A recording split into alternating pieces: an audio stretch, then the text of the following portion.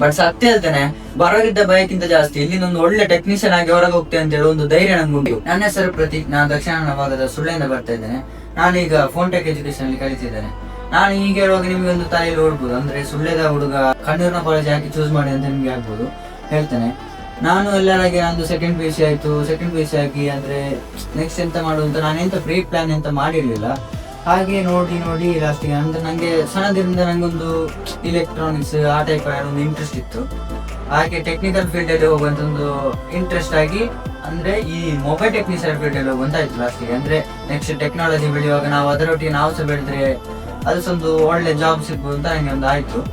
ಹಾಗೆ ಅದೆಲ್ಲ ಆಯ್ತು, ಪ್ಲಾನ್ ಎಲ್ಲ ಆಯ್ತು. ನೆಕ್ಸ್ಟ್ ಅಂದ್ರೆ ಈಗ ಒಳ್ಳೆ ಇನ್ಸ್ಟಿಟ್ಯೂಟ್ ಬೇಕು ನಮ್ಗೆ ಕಲೀಲಿಕ್ಕೆ, ಒಂದು ಕಲಿಸುವ ಒಂದು ಕಾಲೇಜ್ ಒಳ್ಳೇದು ಬೇಕಲ್ಲ.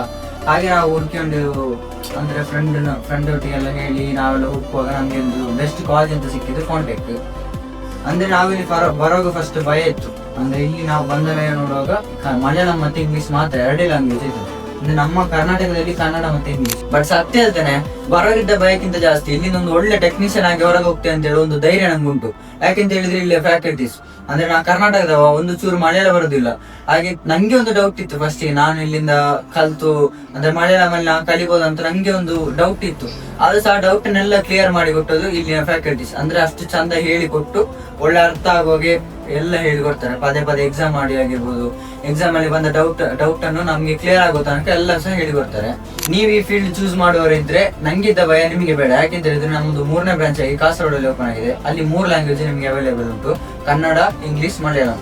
ಹಾಗೆ ನೀವು ಈ ಫೀಲ್ಡ್ ಚೂಸ್ ಮಾಡುವವರಿದ್ರೆ ನಿಮ್ಮನ್ನು ಈ ಫೀಲ್ಡ್ ಮತ್ತೆ ಫೋನ್ಟೆಕ್ ಎಜುಕೇಶನ್ ಯಾವತ್ತೂ ಕೈ ಬಿಡುವುದಿಲ್ಲ.